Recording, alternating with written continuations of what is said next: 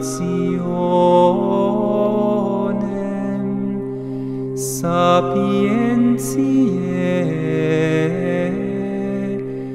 letificatus. Undelas tibi sit, qui sonus laudis, et gaudium vitae spes et honor fortissimus dans premia lucis.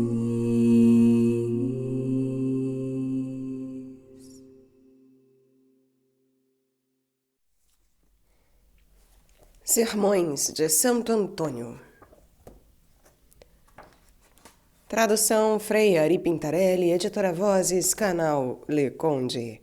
Caros ouvintes, caso gostem do que aqui será lido, por favor, adquiram o livro.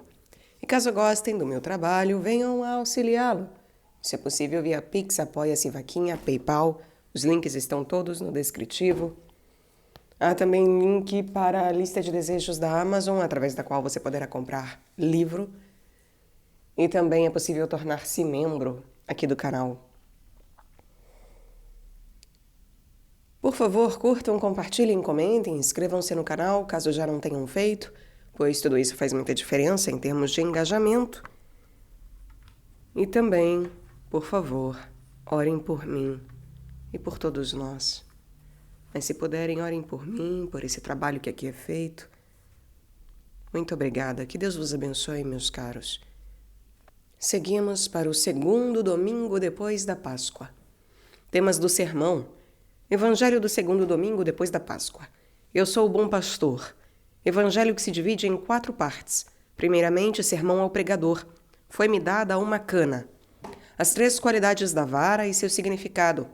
Parte primeira. Sermão sobre o cuidado que Cristo tem por nós, que somos o seu povo e as ovelhas de sua pastagem. Eu sou o bom pastor. Sermão alegórico e moral sobre Cristo e sobre o prelado da igreja. Atrás de mim ouvi uma grande voz. Sermão sobre as 7 qualidades que são necessárias a um prelado. Vi 7 candelabros de ouro. Sermão contra aqueles que negligenciam a teologia e se dedicam a ciências lucrativas. Cantai ao Senhor um canto novo. Sermão sobre o bem-aventurado Paulo. Amarrarás talvez o rinoceronte? Parte segunda, sermão sobre os 4 cavalos do Apocalipse e seu simbolismo. Natureza da murta, do espinheiro e da urtiga e seu significado. Olhei e eis um cavalo branco. Sermão contra o prelado iníquo. Ó pastor e ídolo. E Elias estava deitado em seu aposento, e Canaã tem em suas mãos uma balança. Natureza do lobo e a quem representa? O mercenário, ao qual não pertence as ovelhas. Parte terceira, sermão sobre os 12 patriarcas e seu significado. Ouvi o número dos eleitos. Sermão sobre a paixão de Cristo, que deve ser impressa sobre a fronte de nossa alma. Passa em meio à cidade e seremos desligados do juramento. E ramalhete de sopo. Parte quarta. Sermão alegórico e moral sobre a Santa Igreja e sobre a alma fiel, uma mulher vestida de sol. Sermão à Assembleia dos Religiosos. Esconde o teu manto com o qual te cobres. Sermão para exortar a mortificação da carne e a lua sob os seus pés. E sermão sobre as 12 estrelas e seu significado, e sobre sua cabeça uma coroa de 12 estrelas. Exórdio, sermão ao pregador. Naquele tempo disse Jesus aos seus discípulos: Eu sou o bom pastor. No Apocalipse, João diz: Foi-me dada uma cana semelhante a uma vara. A cana é a pregação do Evangelho. De fato, como a cana escreve as palavras na pele, pergaminho, Assim, a pregação deve escrever a fé e os bons costumes no coração do ouvinte. A cana e a pena são os instrumentos do escrivão. A cana é chamada assim, em latim, calamus, porque depõe um líquido. Por isso, os navegantes dizem baixar por depor. Mas já que de calamus vem calamidade, e ao vazio segue a infelicidade, a pregação é comparada à vara, na qual podem se ver simbolizadas 3 qualidades: a solidez, a retidão e a correção. A pregação deve ser sólida, quer dizer, comprovada pela consistência das obras boas, e deve apresentar palavras verdadeiras, não falsas, não ridículas, não frívolas ou aduladoras, mas palavras que levem à comoção e ao pranto. Por isso diz Salomão no Eclesiastes: as palavras dos sábios são como aguilhões e como cravos profundamente pregados. De fato, como o aguilhão, quando fere, faz sair o sangue, e o prego que se crava na mão produz uma grande dor, assim as palavras dos sábios devem ferir o coração do pecador e dele fazer sair o sangue das lágrimas, as quais, como diz Agostinho, são o sangue da alma, e despertar a dor dos pecados passados e o temor das penas da geena. A pregação deve ser reta, coerente, de modo que o pregador não contradiga com as suas obras aquilo que diz com as palavras. A autoridade da palavra é anulada quando a palavra não é sustentada pelas obras. A pregação deve ser também corretiva, para que os ouvintes, depois de ter assistido à pregação, corrijam, emendem sua vida. Com tal vara, o bom pastor, o digno prelado da igreja e também o pregador, corrija e apacente o rebanho de suas ovelhas, como as corrigia e apacentava aquele bom pastor que no evangelho da missa de hoje diz: eu sou o bom pastor. Observa que neste evangelho são postos em evidência 4 pontos. Primeiro, o cuidado solícito do bom pastor pelas ovelhas e a disponibilidade de dar a vida por elas, se necessário, onde diz: eu sou o bom pastor. Segundo, a fuga do mercenário e o roubo do lobo, quando acrescenta: o mercenário, porém, que não é pastor, ao qual não pertencem as ovelhas. Terceiro, o recíproco conhecimento entre o pastor e as ovelhas. Conheço as minhas ovelhas e minhas ovelhas conhecem a mim. Quarto, a Igreja Católica, que será formada pela união dos 2 povos, o judaico e o gentil, onde diz: tenho ainda outras ovelhas que não são deste redil. Neste domingo e no próximo, canta-se e se lê um trecho do Apocalipse, que queremos dividir em 7 partes. A primeira parte fala das 7 igrejas, a segunda dos 4 cavalos, a terceira dos eleitos das 12 tribos, a quarta da mulher vestida de sol. Confrontaremos estas primeiras 4 partes com as 4 partes deste evangelho.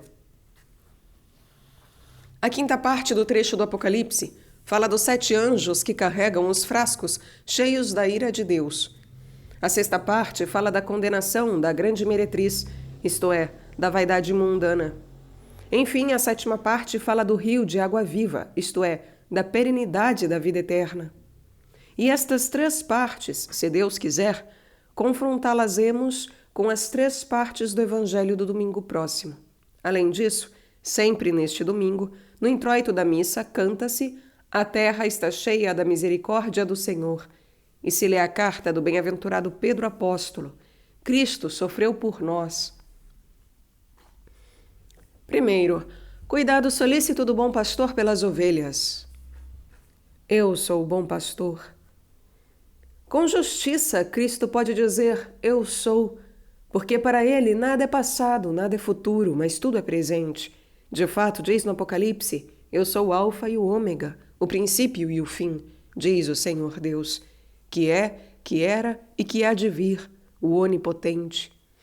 E no Êxodo: eu sou. Assim dirás aos filhos de Israel: eu sou, me manda a vós. Portanto, muito bem se diz: eu sou o bom pastor. Pastor deriva de pasco, passis, apacentar, pastorear, nutrir.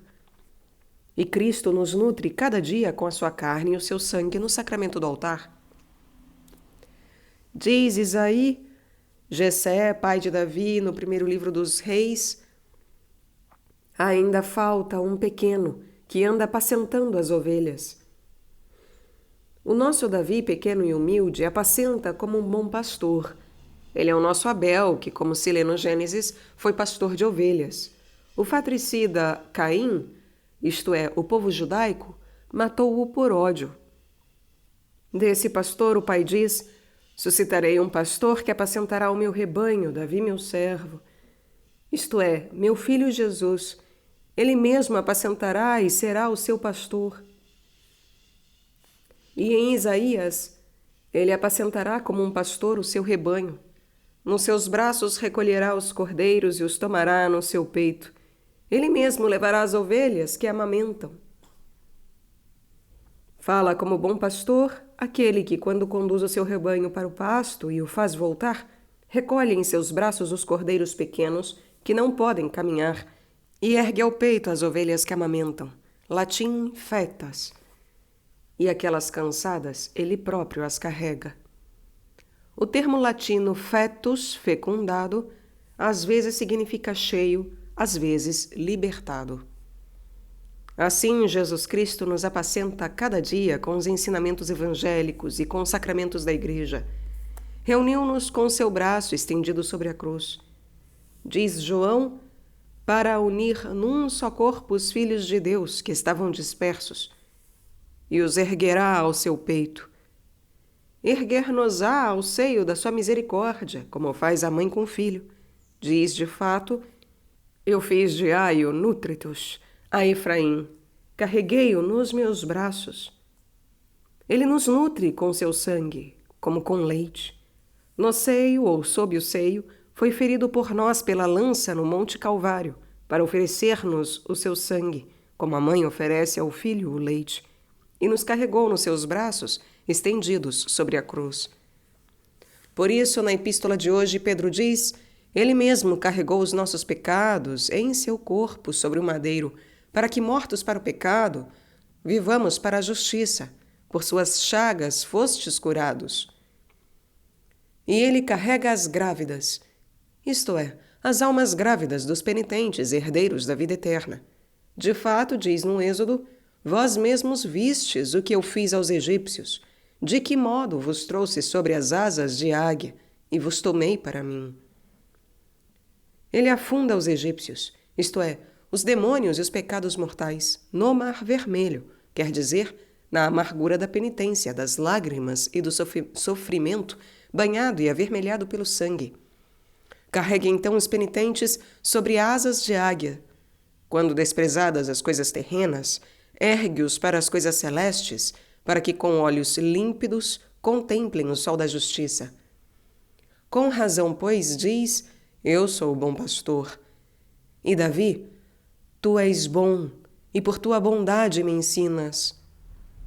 Ovelha errante. Andei errante, como ovelha que se desgarrou. E no livro da sabedoria: ó, quão bom e suave é, Senhor, em tudo o teu espírito. O bom pastor dá sua vida por suas ovelhas. Põe em evidência aquilo que é próprio e exclusivo do bom pastor, dar a vida por suas ovelhas, o que fez Cristo. Diz Pedro na epístola de hoje: Cristo sofreu por nós, deixando-vos um exemplo, para que sigais suas pegadas. Comenta a glosa: alegra-te, porque Cristo morreu por ti, mas presta atenção ao que segue, deixando-vos um exemplo de ultrajes, de tribulações, de cruz e de morte. O bom pastor, pois, dá a vida por suas ovelhas. E destas, diz sempre Pedro no fim da epístola: éreis como ovelhas desgarradas, mas agora vos convertestes ao pastor e bispo, latim episcopus, de vossas almas. Que imensa misericórdia! Proclama o introito da missa de hoje. Da misericórdia do Senhor está cheia a terra. Da palavra do Senhor tiveram estabilidade os céus, isto é, do Filho de Deus tiveram estabilidade os apóstolos e os homens apostólicos, para não serem como ovelhas errantes, mas permanecerem sempre sob a vara do pastor e bispo das almas. As ovelhas pelas quais o bom pastor Jesus Cristo deu sua vida representam as 7 igrejas das quais fala o trecho do Apocalipse. Ouvi por trás de mim, diz João, uma grande voz, como de trombeta, que dizia: o que vês, escreve-o num livro e envia-o às 7 igrejas que há na Ásia, a Éfeso, a Esmirna, a Pérgamo, a Tiatira, a Sardes, a Filadélfia e a Laodiceia. Voltei-me para ver a voz que falava comigo e, voltando-me, vi 7 candelabros de ouro. No meio dos 7 candelabros de ouro, um homem semelhante ao Filho do Homem, vestido de hábito talar e cingido pelo peito ao seio com um cinto de ouro. A sua cabeça e os seus cabelos eram brancos como a lã branca e como a neve. Os seus olhos como uma mancha de fogo. Os seus pés eram semelhantes ao bronze fino, quando está numa fornalha ardente. E a sua voz como o ruído de muitas águas. Tinha na sua direita 7 estrelas. Saía da sua boca uma espada de 2 fios, e o seu rosto resplandecia como o sol em toda a sua força. Explicaremos este trecho primeiramente em sentido alegórico, aplicando-o a Cristo, e depois em sentido moral, aplicando-o ao prelado da igreja. Sentido alegórico. Éfeso interpreta-se minha vontade ou meu conselho. Esmirna, o seu canto. Pérgamo, que divide os chifres, ou que seca o vale. Tiatira, iluminada. Sardes, princípio da beleza. Filadélfia, que preserva e que salva quem se apega ao Senhor. E, enfim, Laodiceia, que quer dizer tribo amável. Os 7 candelabros de ouro representam todas as igrejas ardentes e iluminadas pela sabedoria do Verbo divino. Como o ouro refinado pelo fogo e batido é transformado num candelabro, assim a igreja purificada pelas tribulações e batida pelos golpes das perseguições, aperfeiçoa-se e se difunde até os países mais distantes. Em meio aos 7 candelabros de ouro, isto é, na comunidade de todas as igrejas, pois em todas as igrejas Deus está presente e está sempre pronto em socorro. Vi um homem semelhante ao Filho do Homem, mas só semelhante, porque já não morre, ou semelhante ao Filho do Homem, porque não foi sujeito ao pecado, mas tomou só a semelhança da carne do pecado. Vestido com a túnica talar, sacerdotal, isto é, da veste da carne, na qual se ofereceu e a cada dia se oferece, apresentando a si mesmo ao Pai. E cingido ao peito com uma cinta de ouro, isto é, a cinta da caridade, em virtude da qual se entregou à morte por nós. Sua cabeça e seus cabelos eram brancos como a lã branca e como a neve. A cabeça é a divindade. Diz o apóstolo, cabeça de Cristo é Deus. A cabeça representa também o próprio Cristo, que é a cabeça da igreja. Nele existe tudo aquilo que é necessário ao governo da própria igreja. Os cabelos representam os fiéis, que estão unidos firmemente à própria cabeça. Portanto, a cabeça e os cabelos, isto é, Cristo e os cristãos, são brancos como lã branca pela simplicidade e pela pureza, e como a neve, pelo candor da imortalidade, pois como ele vive, também nós viveremos com ele. E os seus olhos eram como uma chama de fogo. Os olhos indicam o olhar da graça de Jesus Cristo, que derrete o coração enregelado do pecador, como a chama do fogo dissolve o gelo. Assim o Senhor olhou para Pedro com os olhos de misericórdia, e Pedro chorou amargamente, porque o gelo do seu coração se derreteu em lágrimas de compunção. E os seus pés, isto é, os pregadores que o levam ao mundo todo, eram semelhantes ao bronze fino, latão, não um latão qualquer, mas aquele purificado na fornalha ardente. O latão é assim chamado porque tem semelhança tanto com o ouro como com o bronze. De fato, o bronze em grego chama-se chalcos, não sei a pronúncia correta, me perdoem. No ouro é indicado o esplendor da sabedoria, No bronze, a sonoridade da eloquência.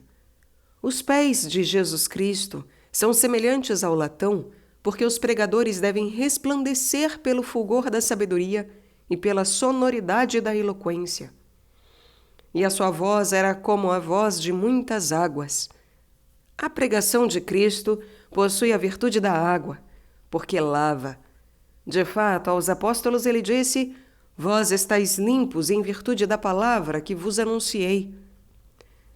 Já são muitos os povos que acolhem a voz de Jesus Cristo e são comparados às águas por causa do fluir da vida e da morte. Ou também, a sua voz como a voz de muitas águas, isto é, que faz brotar muitas águas, que dá muitas graças. Por isso continua. E tinha na sua direita 7 estrelas, isto é, as 7 graças, os 7 dons do Espírito Santo, que segura na sua direita. Assim chamada porque dá fora, dat extra. De fato, do tesouro de sua munificência, dá as graças a quem quer, quando quer e como quer.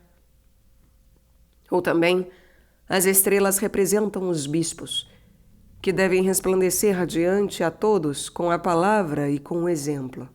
E o Senhor o segura na sua direita, isto é, considera-os os seus dons maiores, representados precisamente pela mão direita. E de sua boca saía uma espada de 2 fios. De sua boca, isto é, do seu comando, saiu a pregação, que corta dos 2 lados.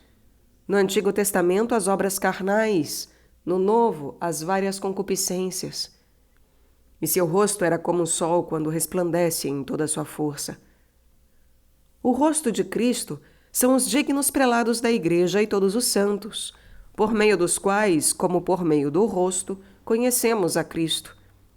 Estes resplandecem como o sol em toda a sua força, isto é, ao meio-dia, sem nuvens. E quando o sol estiver parado na eternidade, eles resplandecerão assim, quer dizer, tornar-se-ão semelhantes ao verdadeiro sol, Jesus Cristo.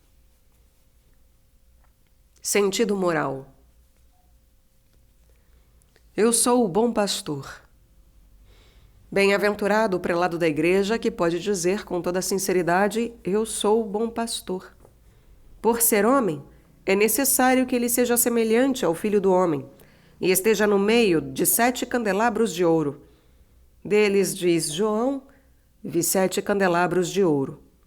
Neles são indicadas as 7 qualidades necessárias ao prelado da igreja: inocência de vida, ciência da Sagrada Escritura, eloquência de palavra, assiduidade na oração, misericórdia para com os pobres, disciplina em relação aos súditos, cuidado solícito pelo povo que lhe é confiado.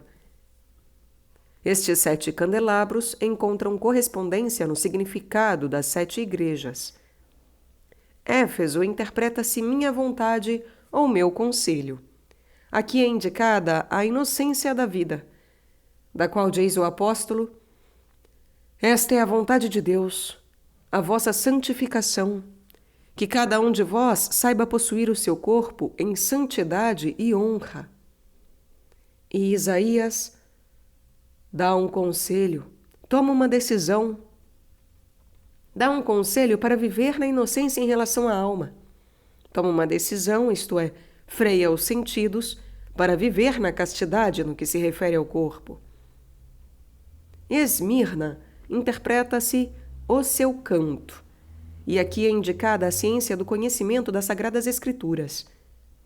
Diz o profeta: cantai ao Senhor um cântico novo.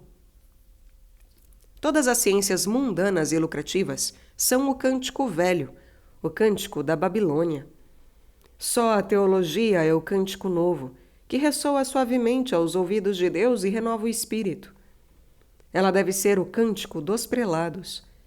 Se não existir em Israel um ferreiro, diz o primeiro livro dos Reis, não deve causar admiração se os filhos de Israel deviam ir aos filisteus para afiar o arado, a enxada, o machado e o sacho. Mas graças a Deus em Israel, isto é, na igreja, existe, não digo um ferreiro só, mas existem muitos ferreiros, isto é, muitos teólogos, que sabem afiar muito bem o vômer, a enxada, o machado e o sacho, e repará-los perfeitamente. O vômer é chamado assim porque escava a terra, ou também porque vomita a terra. A enxada, latim ligo, porque levanta a terra. O machado, latim securis, porque corta, latim succiditi, as árvores. O sacho é um utensílio de ferro munido de cabo, instrumento necessário no cultivo dos campos. Com estes utensílios de trabalho é indicada a prática da pregação, que escava o humus da cobiça e a terra da iniquidade, convence a mente a desprezar as atrações destes vícios, corta os ramos secos da árvore infrutífera e cultiva o campo da igreja militante. Porque, pois, os filhos de Israel, isto é, os prelados da igreja, devem ir aos filisteus, nome que se interpreta caídos completamente embriagados, isto é, entregam-se a ciências lucrativas, e recorrem a eles para inebriar-se com a bebida de uma dignidade efêmera, da gula e da luxúria, com a ambição da vanglória e do dinheiro, e assim embriagados, caem nas profundezas do inferno. A estes diz Bernardo: ó ambição verdadeiramente infeliz, que não sabe aspirar às coisas grandes. De fato desejam os primeiros lugares, mas deve-se temer que eles caiam como figos que não amadureceram. Cuidem-se bem aqueles que desejam os primeiros lugares, para não perder também os segundos, e acabem depois por precipitar-se vergonhosamente no último lugar do inferno. Pérgamo interpreta-se que quebra os chifres, a arrogância, ou que seca o vale. Aqui é representada a eloquência da língua erudita, que quebra os chifres dos soberbos e seca o vale dos carnais. Daí que o Senhor diz por boca do profeta: quebrarei todos os chifres, a arrogância dos pecadores. E Jó: poderás porventura prender o rinoceronte com a rédea para fazê-lo arar? Ou para que ele quebre os torrões dos vales atrás de ti? O rinoceronte é um animal rude, semelhante a um cabrão, que sobre as narinas tem um chifre exageradamente pontudo. Representa o bem-aventurado Paulo, que, lançando ameaças e massacres enquanto ia para Damasco, foi amarrado com a rédea do poder divino para arar, isto é, para pregar. De fato, o Senhor disse a Ananias: este é para mim um vaso de eleição, um instrumento escolhido, para levar o meu nome diante dos gentios, pagãos, dos reis e dos filhos de Israel. Ele quebrou os torrões dos vales, quer dizer, as mentes dos carnais e dos infiéis, com o arado da pregação. Tiatira interpreta-se iluminada. Simboliza a assiduidade na oração, que ilumina a mente. Lemos no Apocalipse: a claridade de Deus a ilumina, e a sua lâmpada é o Cordeiro. No Cordeiro estão representadas a inocência e a simplicidade, duas virtudes necessárias de modo particular a quem reza. Como claridade e lâmpada, elas iluminam a mente de quem é assíduo na oração. Sardes quer dizer princípio de beleza. E esta é a misericórdia para com os pobres, que expulsa a lepra da avareza e torna bela a alma. De fato é dito: dai esmola, e eis que para vós tudo será puro. Filadélfia interpreta-se que preserva ou salva quem adere ao Senhor. Aqui é representada a correção em relação aos súditos, que preserva quem adere ao Senhor no seu serviço e salva do perigo da morte. A propósito disso, diz o apóstolo, toda a correção no presente não parece um motivo de gozo, mas de tristeza. Depois, porém, dará um fruto de paz e de justiça aos que por ela foram exercitados. Laodiceia interpreta-se tribo amável pelo Senhor. E aqui é representada a Igreja Católica do povo cristão, sobre a qual o prelado deve vigiar com cuidado assíduo. Do amor por ela, diz João, tendo amado os seus que estavam no mundo, amou-os até o fim. Quer dizer, amou-os tanto que o amor o conduziu até a morte. Estes são os 7 candelabros que iluminam todas as igrejas, reunidas pelo Espírito da septiforme graça, em meio às quais o prelado, semelhante ao Filho do Homem, isto é, a Jesus Cristo, deve caminhar na pobreza, na humildade, na obediência, vestido com a túnica branca. A túnica é a túnica talar, a túnica de linho, vestida por Aarão, e que está a significar a castidade do corpo, a qual deve estar unida à pureza do coração. Estava cingido ao peito com um cinto de ouro. Daniel viu o personagem cingido nos rins, nos flancos, porque no Antigo Testamento eram condenadas as obras carnais. João o viu cingido no peito, nos seios, porque no Novo Testamento são julgados também os pensamentos. Portanto, com um cinto de ouro, isto é, com amor a Deus, é amarrado o peito, são amarrados os seios, quer dizer, é reprimido o fluxo dos maus pensamentos. Depois continua. Sua cabeça e seus cabelos eram brancos como lã branca e como a neve. A cabeça é assim chamada enquanto compreende todos os sentidos e está a indicar a mente, que é como que a cabeça da alma. E os cabelos representam os pensamentos. Na mente costuma residir a impureza e o estímulo do pecado. Portanto, a mente e os pensamentos devem ser cândidos como a lã branca contra a imundícia do pecado e como a neve contra o seu estímulo. E seus olhos eram como uma chama de fogo.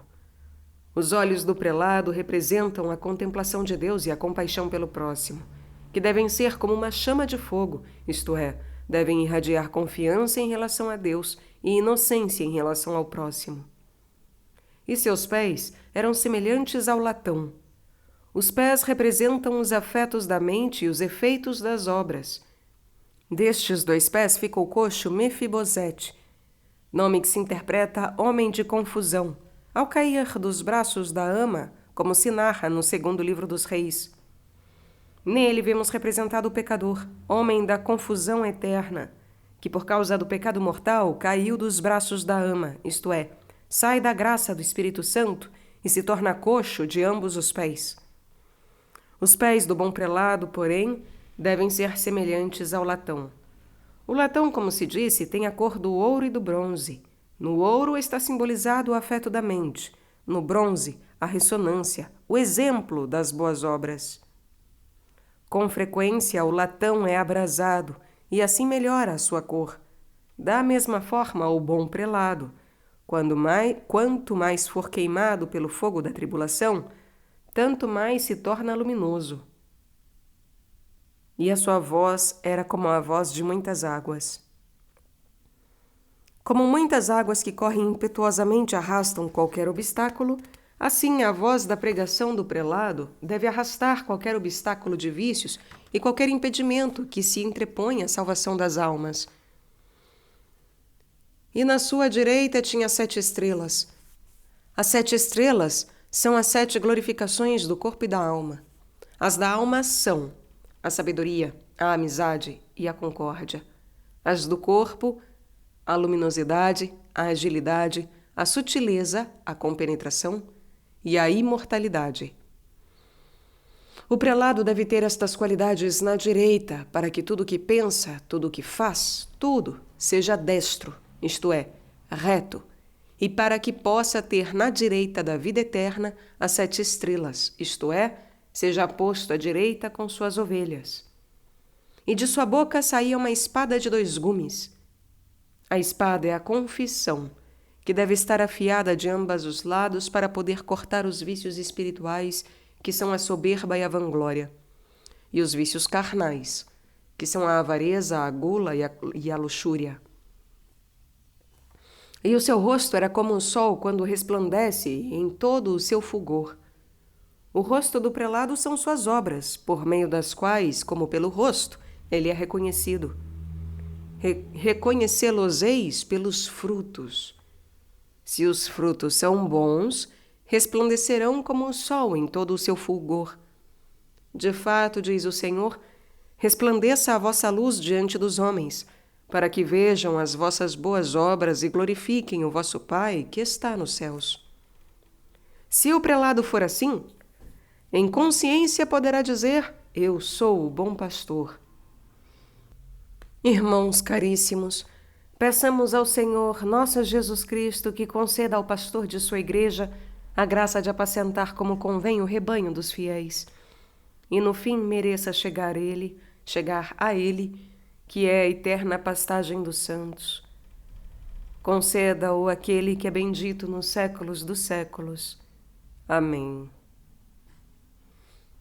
Segundo, a fuga do mercenário e o roubo do lobo. O mercenário, porém, que não é pastor e a quem não pertencem as ovelhas, quando vê o lobo chegar, abandona as ovelhas e foge. E o lobo arrebata e dispersa as ovelhas. O mercenário foge porque é mercenário, e não lhe importam as ovelhas. Pouco acima, neste mesmo capítulo, o Senhor havia dito: em verdade vos digo, quem não entra pela porta do aprisco das ovelhas, mas sobe por outra parte, é ladrão e salteador. Aqui são postas em evidência 4 pessoas: o bom pastor, o ladrão e o salteador, o mercenário e o lobo. Estes representam os 4 cavalos dos quais temos a concordância no Apocalipse. João escreve: olhei e vi um cavalo branco. O que estava montado sobre ele tinha um arco, e lhe foi dada uma coroa. E saiu como vitorioso e para vencer. Saiu depois outro cavalo vermelho, e ao que estava montado sobre ele foi dado o poder de tirar a paz da terra, a fim de que os homens se matassem uns aos outros. E lhe foi dada uma grande espada. E eis ainda um cavalo negro, e aquele que o montava tinha na sua mão uma balança.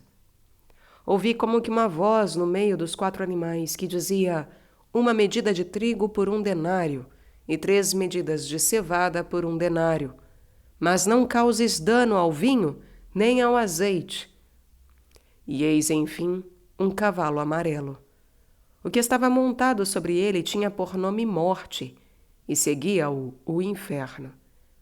Foi-lhe dado poder sobre as 4 partes da terra, para matar a espada, a fome, privação, com a peste e por meio das feras da terra. Sentido alegórico. Olhei e vi um cavalo branco. O cavalo branco simboliza a humanidade do bom pastor Jesus Cristo, que justamente é representado no cavalo branco, porque esteve imune a toda mancha de pecado. Deste cavalo, diz o profeta Zacarias: tive de noite uma visão, e eis que me representou um homem montado num cavalo vermelho, que estava parado entre umas murteiras que havia num profundo vale. A noite na qual aconteceu a visão simboliza o mistério que envolve os fenômenos místicos. O homem sentado sobre o cavalo vermelho é o Salvador, cujas vestes, quer dizer, sua carne e seus membros, são vermelhas pelo sangue derramado na paixão. Por isso mostra-se sobre um cavalo vermelho ao povo, que ainda é mantido na escravidão. No Apocalipse de João, porém, mostra-se sobre um cavalo branco ao povo já libertado. Ele está entre as murtas, isto é, entre as tropas angélicas, que o servem também enquanto se encontra num vale profundo, isto é, na carne humana. De fato, diz Mateus, os anjos aproximaram-se dele e o serviam. Ou num mortal. O mortal é um lugar onde crescem as murtas. A murta é uma espécie de planta de perfume agradável, que tem o poder de aliviar a dor. Deriva seu nome do mar, pelo fato de ser uma planta que prefere o litoral. A murta simboliza a pureza do justo, que é de perfume agradável em relação ao próximo, e fomenta a temperança em relação a si. E se encontra de preferência no litoral, isto é, na compunção do coração. A propósito, diz Isaías, em vez do espinheiro cresce o abeto, e em vez da urtiga, a murta. O espinheiro é uma erva salgada, uma espécie de arbusto ou de salgueiro. O abeto é chamado assim porque eleva-se acima das outras árvores. Latim, abies, de abeo, vou longe. O espinheiro representa a avareza, amarga e estéril, em cujo lugar, quando Deus infunde a graça na mente, eleva-se o abeto da celeste contemplação. A urtiga, assim chamada porque ao ser tocada age como para queimar, latim uro, queimar o corpo, de fato é de natureza ígnea, simboliza a luxúria da carne, em lugar da qual o Senhor faz crescer a murta da continência. Portanto, o Senhor mora no mortal, isto é, naqueles que, pela virtude da pureza e do perfume da boa fama, servem a Deus no vale profundo da humildade. Olhei e vi um cavalo branco, e aquele que o montava tinha um arco. Quem monta o cavalo é a divindade, que como um cavaleiro monta a humanidade. O arco, composto de corda e de madeira, simboliza a misericórdia e a justiça de Deus. De fato, como a corda dobra a madeira, assim a misericórdia dobra a justiça. Diz Tiago, a misericórdia triunfa sobre a justiça. Na sua primeira vinda, Cristo trouxe consigo a corda flexível da misericórdia para conquistar os pecadores. Mas, na segunda vinda, baterá com a madeira da justiça e recompensará a cada um segundo suas obras. E lhe foi dada uma coroa. A Cristo, Deus e homem, foi dada uma coroa em relação à humanidade, com a qual o coroou sua mãe no dia do seu esponcialício. Ou foi-lhe dada uma coroa de espinhos por sua madrasta, a sinagoga. E saiu vitorioso e para vencer. Saiu para aquele que era chamado lugar do Calvário, carregando a sua cruz, como diz João, vitorioso sobre o mundo para vencer também o diabo. Sentido moral. Olhei e vi um cavalo branco. O cavalo branco representa o corpo do bom pastor e do prelado da igreja. Este cavalo deve ser branco, de brancura da castidade. O cavaleiro deste cavalo é o espírito, que deve dominá-lo com o freio da abstinência e incitá-lo com as esporas do amor e do temor de Deus para conseguir o prêmio da vida eterna. Não prejudica usar a espora com o cavalo de corrida. Ovídio. O arco representa a Sagrada Escritura. Na madeira é indicado o Antigo Testamento. Na corda, que dobra a dureza, o Novo. E na flecha, a compreensão, que fere e penetra os corações. O bom pastor deve ter este arco na mão, isto é, no seu agir. Diz Jó, meu arco fortificar-se-á na minha mão. O arco se reforça na mão quando a pregação é valorizada pelas obras. E foi-lhe dada uma coroa. A coroa sobre a cabeça é a reta intenção na mente, da qual Jeremias diz, caiu a coroa de nossa cabeça. Ai de nós que pecamos! A coroa cai da cabeça quando o homem já não tem reta intenção, e por isso, ai dele! E saiu vencedor para vencer ainda. Saiu da cobiça do mundo, vencendo a luxúria da carne, e para vencer a soberba do diabo. Se o prelado for como este cavalo branco, com justiça poderá dizer, eu sou o bom pastor. E saiu um outro cavalo, vermelho. O cavalo vermelho é o ladrão e salteador, que não entra pela porta do redil das ovelhas. A porta é Cristo. Não entra por Cristo aquele que procura aquilo que é seu e não aquilo que é de Cristo. O termo salteador, latim latro, deriva de esconder, latere. E ladrão, latim fur, de furvus, negro. O salteador é aquele que se esconde para despojar e matar os incautos, os imprudentes. O ladrão é aquele que na noite escura leva embora as coisas dos outros. Salteador e ladrão é aquele que por ambição e com intrigas arroga-se a honra, sem ser chamado por Deus como Arão.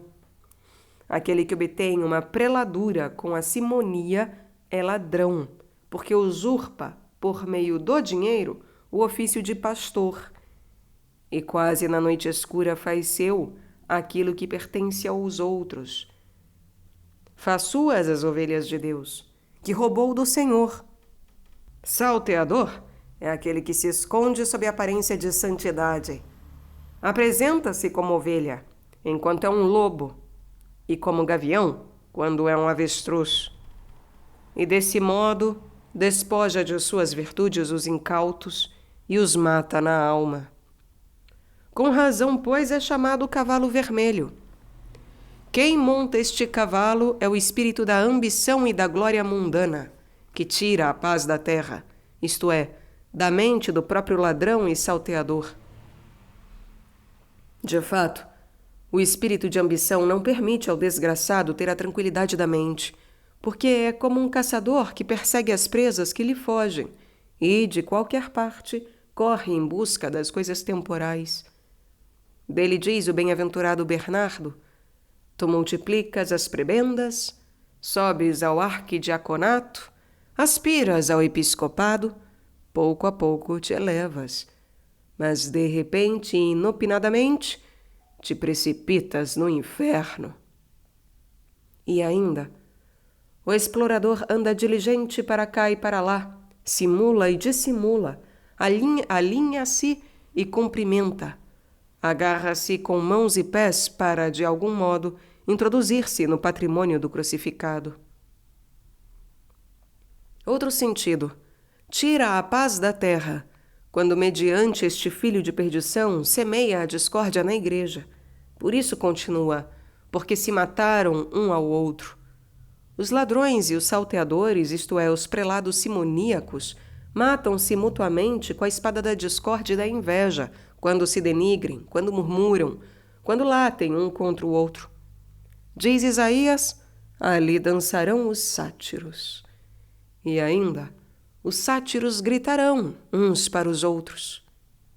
Hoje, os sátiros, isto é, os simoníacos endinheirados, dançam e se divertem na igreja, e um simoníaco acusa o outro.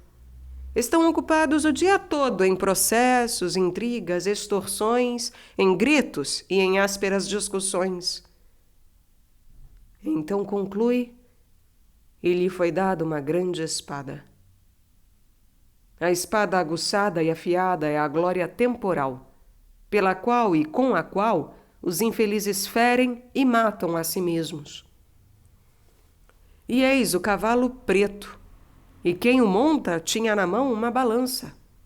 É chamado negro, latim niger, quase dizendo nubiger, que carrega nuvens, porque não é sereno, mas coberto de nevoeiro. O cavalo preto é o mercenário, do qual o Senhor diz: o mercenário e aquele que não é pastor, ao qual não pertencem as ovelhas, quando vê chegar o lobo. O mercenário, assim chamado, porque é contratado com recompensa, isto é, pagamento, está a indicar o prelado que serve à igreja unicamente pela recompensa temporal. De semelhante indivíduo, diz o profeta, confessar-te-á, louvar-te-á, quando lhe fizeres bem. E diz ainda o Senhor, em verdade vos digo, vós não me procurais porque vistes os milagres, mas porque comestes pães e vos saciastes. Quando o ventre está cheio, de boa vontade canta o miserere. Este mercenário não é um pastor, mas um simulacro, latim idolum. A este diz Zacarias: ai do pastor e simulador idolum, que abandona o rebanho. A espada cairá sobre o seu braço e sobre o seu olho direito. O seu braço secar-se-á inteiramente e o seu olho direito será coberto de trevas. No braço está representada a capacidade de agir e no olho a luz da razão. Diz, pois, pastor e simulador. E o diz como retificação, como se dissesse não pastor, mas simulador. És tão malvado a ponto de ser definido não adorador de ídolos, mas tu mesmo um ídolo. Fingimento. O ídolo usurpa o nome de Deus, mas não é Deus. E assim é o falso pastor que abandona o rebanho, porque as ovelhas não lhe pertencem. E por isso a espada, isto é, a ira divina, está sobre seu braço e sobre seu olho direito, para que sua força e a ostentação da sua força seque, se esgote pelo desfalecer da graça e das suas obras boas, e a luz da razão se obscureça por meio das trevas terrenas. Pois pelo justo juízo de Deus será tornado incapaz de operar e cegado no seu discernimento. De fato, no primeiro livro dos Reis está escrito: Ora, aconteceu certo dia que Eli estava deitado no seu aposento. Os seus olhos tinham se escurecido e não podia ver a lâmpada do Senhor antes que se apagasse. Eli interpreta-se estranho e está a indicar o prelado contratado pelo estipêndio, estranho, pois, ao reino de Deus. Este está deitado no seu aposento, isto é, no pântano da carne, dissoluto.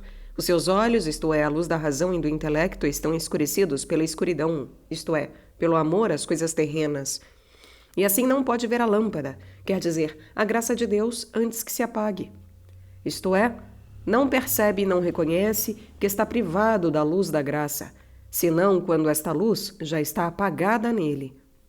De fato, muitos são tão cegos que não reconhecem que perderam a graça de Deus, a não ser quando, do estado de graça, caíram na cegueira do pecado mortal. Justamente, pois, disse no Apocalipse: Eis o cavalo preto, isto é, o mercenário, não envolvido pelo sereno da graça, mas pela sombra escura da culpa. E aquele que cavalgava tinha na mão uma balança. O cavaleiro do cavalo preto, isto é, o mercenário, é o ânimo, o espírito dos negócios.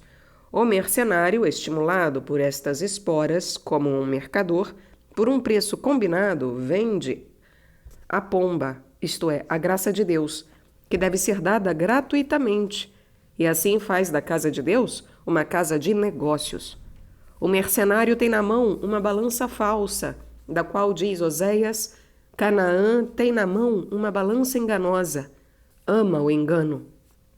Canaã interpreta-se mercador e representa o mercenário da igreja que, implicado nos negócios deste mundo, não tem cuidado pelas ovelhas de Deus. Diz Jerônimo: aquilo que a usura é no leigo é o que são os negócios no clérigo. Na sua mão tem uma balança alterada, porque prega de um modo, mas vive de outro, age de um modo e mostra-se de outro. Prega a pobreza, mas é avaro. Prega a castidade e é luxurioso. Prega o jejum e a abstinência e é comilão e guloso. Põe sobre os ombros das pessoas pesos oprimentes e insustentáveis, mas ele não os toca, nem com um dedo. Esta é a balança alterada, totalmente contra aquilo que diz o Senhor. Tende pesos justos e medidas justas. A balança é chamada assim porque pende em equilíbrio com uma hastezinha no centro de 2 pratos. Balança do latim lanx, prato. Os 2 pratos são o desprezo do mundo e o desejo do reino dos céus. A hastezinha no centro é o amor a Deus e ao próximo. Esta é a verdadeira balança, que pesa corretamente, dando a cada um o que lhe pertence por direito, ao mundo o desprezo, a Deus a adoração, ao próximo o amor. Mas na mão de Canaã, isto é, do mercenário negociante, não existe esta balança, mas existe aquela falsa. Ele agiu dolosamente, diz o profeta, de sorte que a sua iniquidade se tornou mais odiosa, porque amou a calúnia, o engano. A calúnia deriva do latim calvor, enganar, lograr. Este mercenário negocista confecciona almofadas para pôr sob cada braço e faz travesseiros para pôr sob a cabeça das pessoas de qualquer idade. Porque, em vista do lucro, favorece os vícios, aplaca as culpas e não impõe penitências adequadas. E, escondendo a sua avareza sob a aparência da misericórdia e da compaixão, diz: paz, paz. E tal paz não havia, fazendo viver as almas que não deviam viver. E assim engana os fiéis de Jesus Cristo. A isso se referem as palavras que seguem: 2 libras, latim bilibris, de trigo, por 1 denário, etc. É chamado bilibre o vaso que contém 2 cesteiros, cerca de 1 litro. No trigo é representada a fé. No único denário, o sangue de Jesus Cristo. O bilibre, 2 libras de trigo, representa a Igreja dos Fiéis, formada de 2 povos e resgatada com o sangue de Jesus Cristo. E 3 bilibres de cevada por 1 denário. Estes são os fiéis da mesma Igreja, de grau inferior, que perseveraram na fé da Santa Trindade. Também estes são resgatados com o único denário do sangue de Jesus Cristo. Outra interpretação: no trigo são representados os religiosos e na cevada os leigos. O bilibre de trigo é a vida dos religiosos, que, como o trigo, deve ser cândida por dentro, pela pureza da mente, e avermelhada por fora, pela maceração do corpo. Esta vida deve conter em si mesma 2 cesteiros. Nos 2 cesteiros é designado o duplo preceito da caridade, o amor a Deus e o amor ao próximo, que levam cada homem à perfeição. A cevada, assim chamada porque é o primeiro entre todos os cereais que seca, latim ordeum, aridum, indica os leigos que apenas despontado o sol da perseguição, imediatamente secam, porque creem por um certo tempo, mas no tempo da tentação desfalecem. Portanto, os 3 bilibres de cevada são todos os fiéis leigos que têm ao menos a fé na Santa Trindade. Tanto os religiosos como os leigos são resgatados com o único denário, marcado pela imagem do rei e por sua inscrição, isto é, pelo preceito da obediência, exatamente como o primeiro homem, que não perdeu a imagem e a semelhança de Deus enquanto obedeceu ao seu mandamento. E não causes dano ao vinho nem ao azeite. No vinho, que causa embriaguez, é representada a vida contemplativa, que inebria as mentes de modo a esquecerem todas as coisas temporais. No azeite, que boia sobre qualquer líquido e derramado na água torna mais claras, visíveis as coisas escondidas no fundo, é indicada a vida ativa, que é atenta a todas as necessidades e enfermidades do próximo, e com as obras da misericórdia traz um pouco de luz para a escuridão da pobreza. E porque a Igreja é composta de religiosos e de leigos, de ativos e de contemplativos, ao mercenário foi ordenado que não os prejudicasse com o seu mau exemplo. Afirma Gregório, o prelado merece tantas mortes quanto são os maus exemplos por ele deixados aos pósteros. Este mercenário, já que as ovelhas não lhe pertencem, foge quando vê chegar o lobo. O lobo é chamado assim porque, quase como um leão, tem nos pés uma força pela qual cada coisa que pisa deixa de viver. Arma ciladas as ovelhas, assalta-as na garganta para estrangulá-las rapidamente. De estrutura corpórea antes rígida, de modo a não poder inclinar a cabeça com facilidade, move-se com uma certa impetuosidade e, por isso, com frequência é iludido. Diz-se que, quando é ele que percebe alguém, por uma certa força da natureza lhe falta a voz. Mas se vir descoberto, perde a audácia e a ferocidade. Quando tem fome e não encontra algo a ser roubado com facilidade, nutre-se da terra. Depois sobe a um monte e, com as fauces bem abertas, enche de vento as desejosas entranhas. Tem grande terror de 2 coisas, do fogo e da estrada frequentada. O lobo é figura do diabo e do tirano deste mundo sobre o qual o diabo cavalga. E este é o 4º cavalo, do qual o Apocalipse diz: e eis um cavalo esverdeado, e quem o montava tinha por nome Morte. Como o soldado se serve do cavalo, da mesma forma o diabo, cujo nome é Morte, porque por meio dele a morte entrou no mundo, serve-se do cruel tirano deste mundo para perturbar e arruinar a Igreja de Cristo. E o mercenário, quando o vê chegar, abandona as ovelhas e foge, e o lobo rouba e dispersa as ovelhas. Aquele abandona e este rouba, aquele foge e este dispersa. O diabo, como um lobo, mata tudo aquilo que amassa com o pé da soberba. Por isso Davi, no temor de ser esmagado por aquele pé, rezava dizendo: não venha sobre mim o pé da soberba. De fato, como todos os membros apoiam-se sobre os pés, Da mesma forma, todos os vícios são encabeçados pela soberba, porque ela é o princípio de todo pecado. O diabo arma ciladas às ovelhas, isto é, aos fiéis da igreja, e os agarra com os dentes na garganta para impedir-lhes que confessem os pecados. E tem tamanha soberba a ponto de não poder curvar a cabeça à humildade. Ataca de repente, irrompendo com a tentação, mas é iludido pelos santos, que certamente não ignoram suas astúcias. Mas, se vê um homem imprudente, torna-o mudo para que não confesse seus crimes e não cante o louvor do Criador. Porém, se o homem vigia sobre si mesmo e prevê sua tentação, o diabo se envergonha de ser descoberto e assim perde toda a força da tentação. Mas quando não encontra nos santos nada para ser comido, nutre-se da terra, isto é, dos avarentos e dos luxuriosos. Depois sobe sobre o monte, isto é, busca aqueles que ocupam lugares em cargos elevados e ali se alimenta com o vento da sua vanglória e de sua pompa mundana.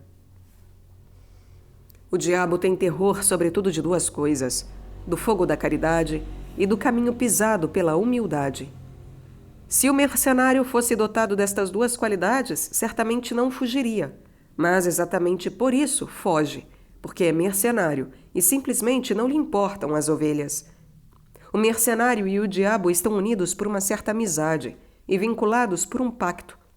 O diabo diz ao prelado aquilo que disse ao rei de Sodoma a Abraão: dá-me os homens e toma para ti o resto, isto é, a lã, a carne e o leite. O diabo e o tirano deste mundo agem com os prelados do nosso tempo como os lobos com os pescadores do pântano Meotide, lá pelos lados do mar de Azov. Narra-se que os lobos se aproximam do lugar onde estão os pescadores. Se os pescadores lhes dão peixe, não causam danos. Se, porém, não lhes dão, rasgam as redes quando os pescadores as estendem por terra para secá-las. Assim, os prelados da igreja dão ao diabo os peixes, isto é, as almas que vivem na água do batismo, e cedem os bens da igreja ao tirano do mundo, para que não rasgue as redes de seus negócios, das intrigas temporais, e não estraguem as relações que tem com a sua parentela. Portanto, com justiça se diz: e eis um cavalo esverdeado, e aquele que o cavalgava se chamava Morte, e o inferno o seguia. Quer dizer que os insaciáveis de coisas terrenas o imitam. E lhe foi dado o poder sobre as quatro partes da terra, isto é, sobre todos os maus que moram em toda parte, de matar com a espada das más sugestões, com a privação da palavra divina, com a morte do pecado mortal e com as feras da terra, quer dizer, com os impulsos e instintos da carne corrompida. Terceiro, o recíproco conhecimento entre o pastor e as ovelhas. Eu sou o bom pastor. Conheço as minhas ovelhas e as minhas ovelhas me conhecem, como o Pai me conhece e eu conheço o Pai, e dou a minha vida, a minha alma, por as minhas ovelhas. A iniquidade do falso pastor opõe o comportamento do pastor verdadeiro. Eu sou o pastor bom, diferente do ladrão e do mercenário, e conheço as minhas ovelhas, que estão marcadas pelo meu caráter. Estas ovelhas têm o nome do pastor e o nome de seu pai escrito em sua fronte. E eis como concordam com isso as palavras do Apocalipse. Depois, ouvi o número dos que foram assinalados: 144.000, de todas as tribos dos filhos de Israel. Da tribo de Judá, 12.000 assinalados. Da tribo de Ruben, 12.000. Da tribo de Gade, 12.000. Da tribo de Aser, 12.000. Da tribo de Neftali, 12.000. Da tribo de Manassés, 12.000. Da tribo de Simeão, 12.000. Da tribo de Levi, 12.000. Da tribo de Issacar, 12.000. Da tribo de Zabulon, 12.000. Da tribo de José, 12.000. Da tribo de Benjamim, 12.000. Ouvi o número dos assinalados, isto é, compreendi quais deviam ser assinalados 144.000, número que representa a perfeição. Coloca um número finito porque Deus, com um número determinado, compreende a totalidade. De todas as tribos dos filhos de Israel, 12, isto é, de todos os povos que imitam a fé de Jacó. No número 12, entendemos aqueles que, nas 4 partes do mundo, são assinalados pela fé na Trindade. E para demonstrar que estes são perfeitos, multiplicamos 12 por 4 e obtemos 48. E para que esta perfeição se refira à Trindade, triplicamos o 48 e obtemos 144. Da tribo de Judá, etc. Narra-se no Gênesis que Jacó maldisse 3 filhos, isto é, Ruben, Simeão e Levi, que em ordem de nascimento foram os primeiros. Isto nos faz compreender por que nenhum dos 3 teve o direito de primogenitura. O quarto foi Judá, que Jacó louvou e abençoou, dizendo: Judá, teus irmãos te louvarão. Eis o significado dos 12 nomes. Judá, que confessa. Ruben, filho da visão. Gade, que está cingido. Aser, bem-aventurado. Neftali, largueza. Manassés, esquecido. Simeão, escuta, atendimento da tristeza. Levi, acréscimo ou elevado. Issacar, recompensa. Zabulon, habitação da fortaleza. José, crescimento. Benjamim, filho da direita. Judá é o penitente, que deve ter consigo os 11 irmãos para ter na sua confissão uma visão clara. Na tribulação deve cingir-se de sabedoria. Deve temer a Deus, porque feliz é o homem que teme o Senhor. Deve dilatar-se na caridade, esquecido do passado. Deve estender-se para o futuro. Deve condoer-se dos pecados para que Deus o ouça. E deve acrescentar dor à dor, para poder ser elevado da dor para a alegria. Desse modo, conseguirá a recompensa da vida eterna, na qual habitará com fortaleza e confiança, porque não existirá quem o amedronte. Acrescentado ao número dos anjos, cheio das verdadeiras riquezas, com a bênção da direita, isto é, posto à direita, será bendito nos séculos dos séculos. Na interpretação desses 12 nomes, é indicada toda a perfeição da graça e da glória. Quem quiser chegar a ela, é necessário que seja marcado na fronte com um tal, um T. Lemos em Ezequiel: O Senhor disse ao homem que estava vestido de linho: passa pelo meio da cidade, pelo meio de Jerusalém, e com um tal marca a fronte dos homens que gemem e que se doem de todas as abominações que se fazem no meio dela. O homem vestido de linho é Jesus Cristo, revestido do linho da nossa carne. O Pai mandou-lhe imprimir um tal, isto é, o sinal da sua cruz. É a cruz em T, para quem não sabe. E a memória da sua paixão, então. O Pai mandou-lhe imprimir um tal, isto é, o sinal da sua cruz e a memória da sua paixão, sobre a fronte, quer dizer, na mente dos penitentes, que gemem na contrição e choram na confissão por todas as abominações que cometeram ou que são cometidas pelos outros. Desse sinal, disseram os exploradores a Raabe: nós cumpriremos fielmente o juramento que nos fizeste prestar. Se, quando entrarmos no país, estiver como sinal este cordão vermelho e o atares à janela. O cordão vermelho à janela é a lembrança da paixão em nossos membros. Se não o tivermos, iremos para a ruína eterna com os condenados. Por isso devemos fazer como ordenou o Senhor. Tomai um ramalhete de isopo, molhai-o no sangue, que estará no limiar da porta, e aspergi com ele a trave e as 2 ombreiras da porta. O isopo é uma erva capaz de purificar os pulmões. Brota entre as pedras, com as raízes adera o rochedo. É figura da fé em Jesus Cristo, da qual, diz o apóstolo, purificou os corações com a fé. Esta fé está enraizada e fundada no próprio Cristo, que é a pedra angular. Vós, pois, ó fiéis, tomai o ramalhete da fé e banhai-o no sangue de Jesus Cristo. Aspergi com ele a trave e ambas as ombreiras. A trave é o intelecto. As duas ombreiras são o querer e o operar, que devem agir na lembrança da paixão de Jesus Cristo.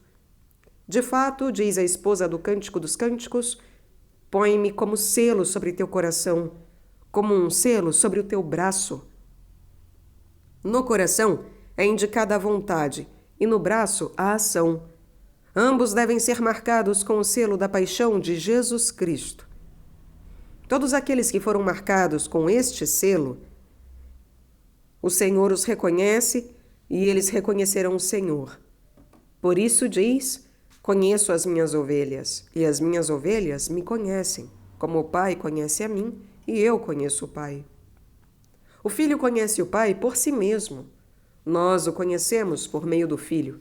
De fato, diz: ninguém conhece o Filho senão o Pai, e ninguém conhece o Pai senão o Filho, e aquele a quem o Filho o quiser revelar. E dou a minha alma por minhas ovelhas. Esta é a prova do amor em relação ao Pai e em relação às ovelhas. Assim, também Pedro, tendo protestado pela terceira vez o seu amor, recebe a ordem de apacentar as ovelhas e de estar pronto a morrer por elas. Por isso o Senhor lhe disse 3 vezes: apacenta, apacenta, apacenta. E não tosquia, tosquia, tosquia. Pedimos-te, pois, Senhor Jesus, que nos marques com o sinal do sangue de tua paixão. Digna-te colocar-nos entre as ovelhas destinadas a estar à tua direita. Nulo concedas tu, que és bendito nos séculos dos séculos. Amém.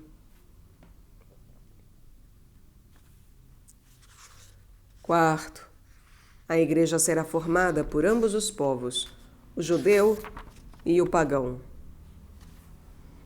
Possuo ainda outras ovelhas que não são deste aprisco. É preciso que eu as conduza. Elas ouvirão a minha voz, e haverá um só rebanho e um só pastor. A ovelha, um animal macio no corpo e na lã, é chamado em latim ovis, de oblação, oferta. Porque no início não se ofereciam em sacrifício touros, mas ovelhas.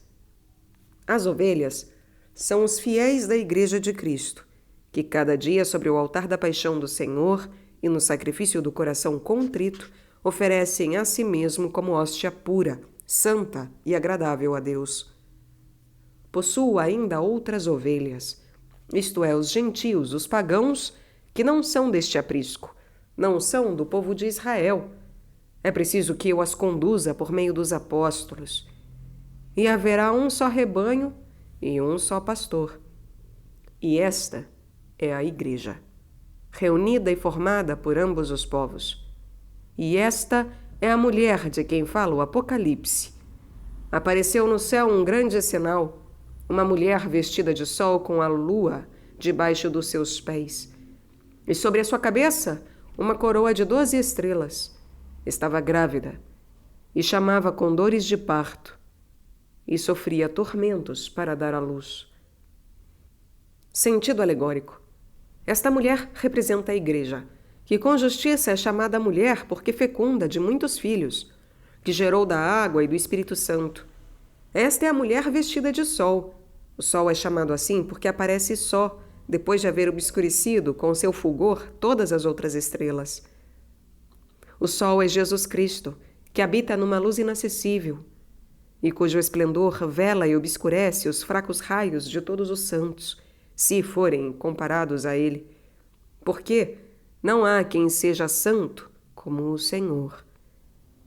Diz Jó: ainda que me lavasse com água de neve e as minhas mãos brilhassem como as mais limpas, contudo me submergirás na imundície, e os meus próprios vestidos terão horror de mim. Nas águas de neve é representada a compunção das lágrimas, e nas mãos mais limpas, a perfeição no agir. Diz, pois, ainda que me lavasse com água de neve, isto é, com a compunção, e se minhas mãos resplandecessem límpidas pelo esplendor da minha conduta perfeita, todavia me submergirás na imundície, isto é, Far-me-ias ver que ainda estou sujo, e teriam horror de mim, isto é, tornar-me-iam abominável as minhas vestes, quer dizer, as minhas qualidades ou os membros do meu corpo, se tu, acrescente comigo, quisesses tratar-me com rigor. E também Isaías, nós todos nos tornamos como um homem imundo, isto é, como um leproso. Todas as nossas justiças são como um pano sujo. Todos caímos como a folha, e as nossas iniquidades, como um vento, nos arrebataram. Portanto, o único bom, o único justo e santo é aquele sol, de cuja fé e de cuja graça a igreja está vestida, e com a lua debaixo de seus pés. Por causa das variações do seu aspecto, a lua indica a instabilidade de nossa mísera condição. Daí o dito, o jogo da fortuna muda como o aspecto da lua. Cresce e diminui, e nunca pode permanecer a mesma. Por isso diz o eclesiástico, o insensato muda como a lua. O insensato, isto é, o seguidor deste mundo, passa dos chifres, forma da lua no primeiro e no último quarto, da soberba, passa dos chifres da soberba, para a rotundidade da concupiscência carnal, e vice-versa. Essa inconstante prosperidade das coisas caducas deve ser posta sob os pés da igreja. Os pés da igreja são todos os prelados que devem sustentá-la como os pés sustentam e suportam o corpo. E sob esses pés devem ser pisadas, como esterco, todas as coisas temporais. De fato, lemos nos Atos, todos os que possuíam campos ou casas, vendendo-os, traziam o preço do que vendiam, depunham-no aos pés dos apóstolos, porque consideravam como esterco todas aquelas coisas. E sobre sua cabeça uma coroa de 12 estrelas. As 12 estrelas são os 12 apóstolos que iluminam a noite deste mundo. Vós, diz o Senhor, vós sois a luz do mundo. A coroa, assim chamada, porque é quase uma roda ao redor da cabeça, latim corona capitis rota, de 12 estrelas, é a fé dos 12 apóstolos. E a coroa, porque não admite acréscimo ou diminuição, como qualquer círculo. E isso porque é completa e perfeita. A igreja tem filhos concebidos com a semente da palavra de Deus. Ela clama pelas dores nos penitentes e sofre no parto pelos esforços de converter os pecadores. Portanto, com as palavras de Baruque, ela diz, fui deixada só. Tirei o manto da paz. Vesti-me com o saco da oração. Clamarei ao Altíssimo todos os dias de minha vida. Tende ânimo, filhos. Clamai ao Senhor, e Ele vos libertará das mãos e do poder dos inimigos.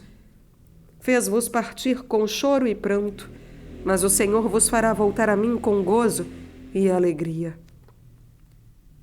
E isso acontece no dia das cinzas, quando os penitentes são mandados para fora da igreja, e no dia da ceia do Senhor, quando são chamados a reentrar. Sentido moral. Uma mulher vestida do sol. É a alma fiel da qual Salomão, nas parábolas, diz: quem achará uma mulher forte? Seu valor excede tudo o que vem de longe e dos últimos confins da terra. Feliz a alma que, revestida da força do alto, resiste impávida na adversidade e na prosperidade e derrota com coragem as potências do ar. O valor, o preço desta mulher foi Jesus Cristo, que por sua redenção veio de longe, do seio do Pai na sua divindade e dos confins da terra, quer dizer, de pais paupérrimos na sua humanidade. Ou também, por preço toma as virtudes. Com este preço somos resgatados, redimidos. Daí que diz Salomão, o resgate do homem são suas riquezas, isto é, as virtudes. As virtudes vêm de longe, isto é, do alto. Os vícios, porém, são nossos familiares, porque provém de nós mesmos. Esta mulher é vestida de sol. Observa que o sol tem 3 qualidades: o candor, o esplendor e o calor. No candor é representada a castidade. No esplendor, a humildade. E no calor, a caridade. Com estas 3 virtudes, confecciona-se o manto da alma fiel, da esposa do celeste esposo. Desse manto, diz Booz a Ruth, estende a capa com que te cobres, segura-a com ambas as mãos, e tendo-a estendido e segurando-a, ele mediu-lhe 6 alqueires de cevada e os pôs às suas costas. Booz interpreta-se forte. Ruth, que vê e se apressa. Vejamos que significado tem a extensão da capa, as 2 mãos e as 6 medidas de cevada. Ruth é a alma que, vendo a miséria deste mundo, a falsidade do diabo, a concupiscência da carne, apressa-se em direção à glória da vida eterna. Estende este manto quando atribui não a si, mas a Deus, a sua castidade, a humildade e a caridade, e mostra estas virtudes unicamente para a edificação do próximo. E para não perdê-las, segura-as com ambas as mãos, isto é, com o temor e o amor a Deus. A mão, manus, deriva seu nome do fato que defende e fortifica, latim munio, o homem. Defende e fortifica o homem. E também porque é serviço e dom, latim munus, de todo o corpo. É serviço e dom de todo o corpo. Com efeito, a mão subministra o alimento à boca e cumpre todas as outras funções. Assim, o temor e o amor a Deus defendem e fortificam o homem para que não caia e infundem o dom da graça para que seja perseverante. Se a alma estender e segurar com as mãos o manto, Booz, isto é, Jesus Cristo, o forte e o potente, medir-lhe-á 6 medidas de cevada. A cevada representa o rigor e a aspereza da penitência, que consiste em 6 coisas: a contrição, a confissão, o jejum, a oração, a esmola e a perseverança final. E com a lua debaixo de seus pés. Observa que a lua tem 3 qualidades, contrárias àquelas indicadas acima para o sol: a mancha, a obscuridade, a frieza. A lua representa o corpo do homem que, com o passar dos anos, cresce e diminui. Retornará ao ponto do qual teve início, porque és terra, e à terra voltarás. Tem a mancha, porque é concebido no pecado, o pecado original. É obscuro pelas enfermidades, frio pela corrupção a qual é destinado.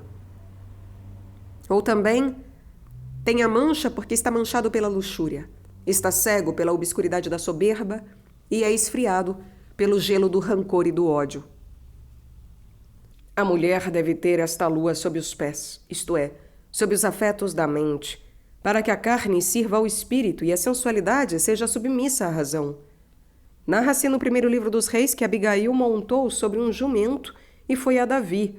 Abigail interpreta-se exultação de meu pai e representa a alma que retorna à penitência. Por isso, haverá mais alegria entre os anjos no céu, etc. A alma sobe sobre o jumento quando castiga o corpo e o obriga a servir à razão, e assim aproxima-se de Davi, isto é, de Jesus Cristo. Concordam com isso as palavras do profeta Naum: entra no barro, pisa-o e amassa os tijolos. Entra no barro, isto é, considera-te barro e até mesmo esterco, para que com Jó sofredor também tu te sentes dolorido na estrumeira. E com um caco de telha, isto é, com a aspereza da penitência, raspes a podridão da culpa, e tendo na mão, em lugar do perfume, o fedor da carne, amassa tijolos, isto é, castiga a carne. O tijolo solidifica-se com o fogo, e com a água se desfaz.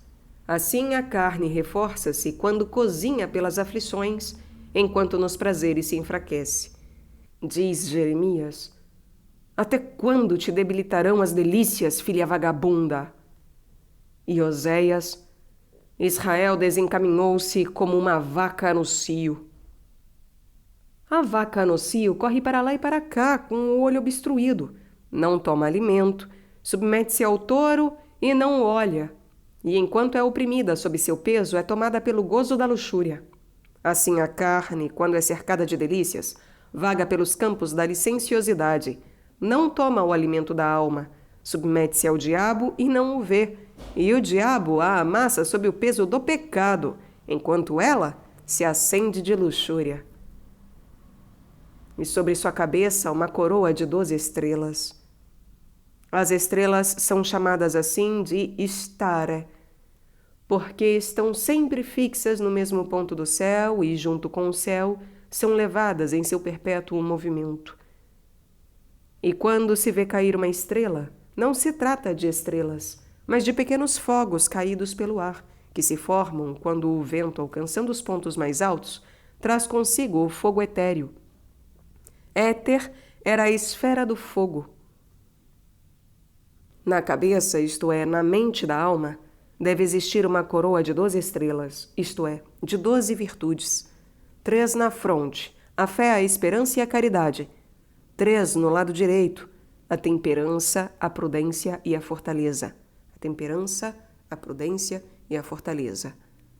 3 na parte posterior, o pensamento da morte, o dia amargo do juízo, a pena eterna do inferno, pensamento da morte, amargo do juízo, o dia amargo do juízo e a pena eterna do inferno, e 3 no lado esquerdo, a paciência, a obediência e a perseverança final. Pedimos-te, pois, Senhor Jesus, tu que és o bom pastor, que guardes a nós, tuas ovelhas, nos defendas do mercenário e do lobo e nos coroes no teu reino com a coroa da vida eterna. Digna-te no-lo conceder, tu que és bendito, glorioso e digno de louvor pelos séculos dos séculos. E cada ovelhinha, cada alma fiel diga: Amém. Aleluia.